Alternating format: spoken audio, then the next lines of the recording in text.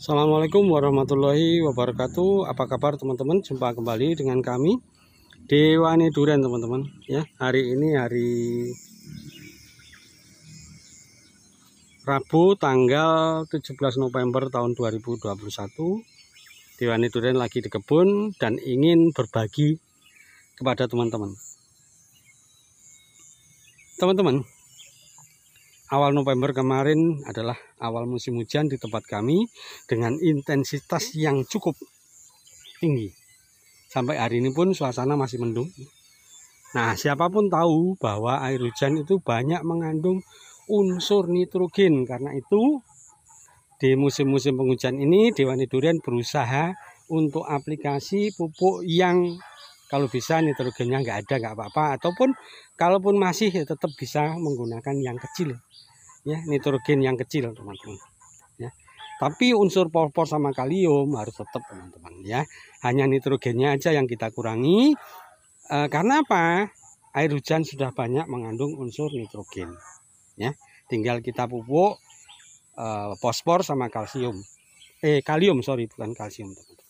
Nah, di depan kami ini teman-teman bisa lihat ya, bahwa meskipun tidak kami pupuk dengan kadar nitrogen tinggi ya, saat ini ya kebun kami, pohon durian kami rata-rata bisa dikatakan hampir 90% itu muncul tunas teman-teman, muncul tunas ya.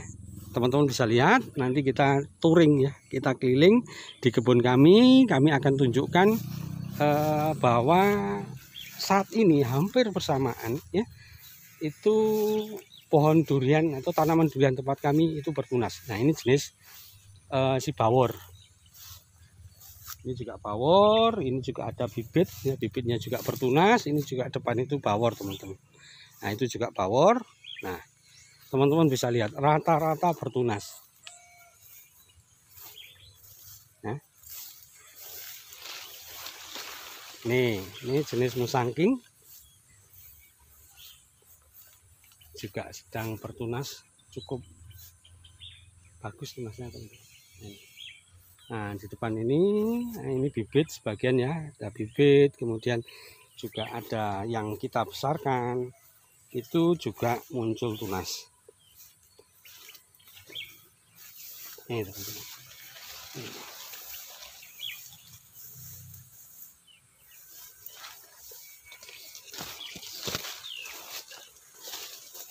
Nah, ini lihat teman-teman ya. Ini sebagai bukti ya bahwa air hujan itu banyak sekali mengandung unsur nitrogen teman. Ini musangking. Ini juga musangking. Ini juga musangking.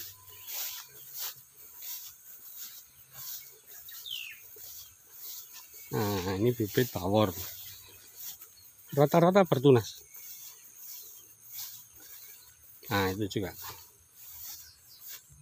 Nah, ini kita lihat ya, dari sini teman-teman bisa lihat yang kuning-kuning itu sebenarnya bukan daun rusak, tetapi tunas-tunas baru. COC pun juga tidak kalah ya. Teman-teman bisa perhatikan di atas itu dia lagi bertunas juga. Uci. Nah, si uci kami juga lagi bertunas tuh. Ya. Nah, tinggal sekarang meskipun sudah mengandung banyak unsur nitrogen ya, bukan berarti unsur lain diabaikan teman-teman. Karena apa? Hara makro dan mikro itu adalah pupuk dasar ya, sumber makanan dari tanaman kita ya. N-nya bisa dikurangi, tetapi yang lain misalnya seperti fosfor ya, kalium itu tidak boleh dikurangi teman-teman. Begitu juga dengan unsur mikronya. Unsur mikronya nggak boleh teman-teman. Ini karena apa? Ini adalah pupuk dasar ya. Memang teman-teman ya, di dalam tanah itu sudah ada unsur-unsur itu, tetapi kalau diambil dan tidak diisi ulang, lama-lama juga habis. Apakah pupuk kandang cukup? Menurut kami belum. Ada yang mengatakan itu cukup, silahkan, tetapi menurut kami belum Ya, karena itu kami tetap gunakan yang namanya pupuk sintesis. Harapannya apa, teman-teman? Ya. Harapannya apa? Harapannya tentu supaya nutrisinya cukup.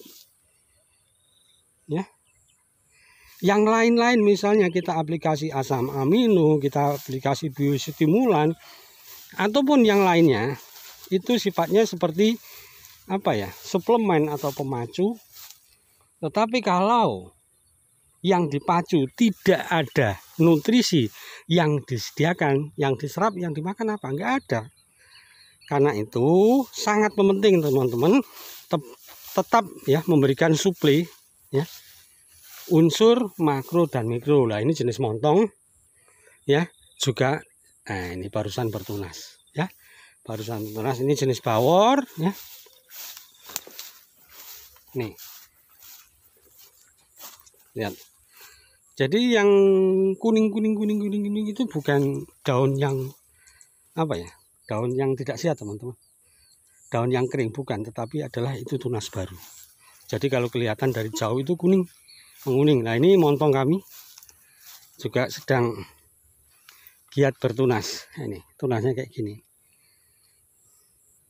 Ini tunas sehat. Ya, teman-teman harus bisa membedakan tunas sehat dan tidak sehat. Ya, tunas sehat sekali memanjang, wow, luar biasa. Nah, ini juga lagi bertunas, ini jenis bawor. Harapan saya di depan ini juga segera, oh itu sudah mulai muncul tunas, ya. Ini sudah mulai ada tanda-tanda muncul tunas baru. Ini sudah mulai ada, mulai muncul tunas baru. Ini juga tidak kalah. Nah, kelihatan menguning itu tunas, teman. Ya.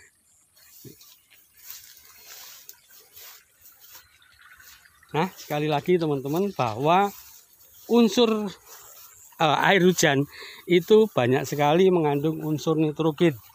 Ya, tetapi juga harus hati-hati teman-teman bahwa air hujan itu juga banyak sekali mengandung unsur asam. Keasamannya tinggi. Apa yang terjadi kalau ya, tanahnya terlalu asam? Unsur hara tidak bisa diserap. Karena itu kalau Anda punya alat namanya pH meter, silahkan cek tanahnya. Ya, silahkan dicek tanahnya. Kalau pH-nya di bawah 6,5 atau 5 atau 4, segera aplikasikan dolomit. Itu dari bawah, teman-teman. Kalau dari atas apa? Anda bisa semprotkan yang namanya kalsium. Ya, kalau dari atas semprotkan kalsium karena apa? Kalsium itu membantu ya penyerapan unsur hara karena kondisi tanah yang asam. Duluan kok paham seperti itu? Kita belajar, teman-teman ya. Kita belajar, makanya saya berkali-kali ngomong sama teman-teman, ayo belajar. Tujuannya apa? Yaitu tadi kita paham, ya, kita paham sehingga tahu apa yang harus dilakukan untuk tanaman kita. Belajarnya di mana? Bisa dari channel kami atau bisa juga dari channel-channel yang lain, teman-teman. Tetapi teman-teman harus selektif, harus bisa memilih dan menentukan. Ya. Oke teman-teman, pagi ini kami sudah bisa membuktikan kepada teman-teman bahwa meskipun di musim hujan kami tidak aplikasi pupuk makro terutama nitrogen, pertumbuhan tunasnya tetap muncul karena apa? Air hujan banyak sekali mengandung unsur nitrogen, teman-teman ya. Banyak sekali mengandung unsur nitrogen ya. Oke teman-teman, dari ujung timur Pulau Jawa ya, tepatnya di Dusun Yudomulyo, Desa Ringin Telu, Kecamatan Bangurejo, Dewane Duren, berbagi ilmu pengetahuan ya. Salam sukses petani durian Indonesia. Assalamualaikum warahmatullahi wabarakatuh.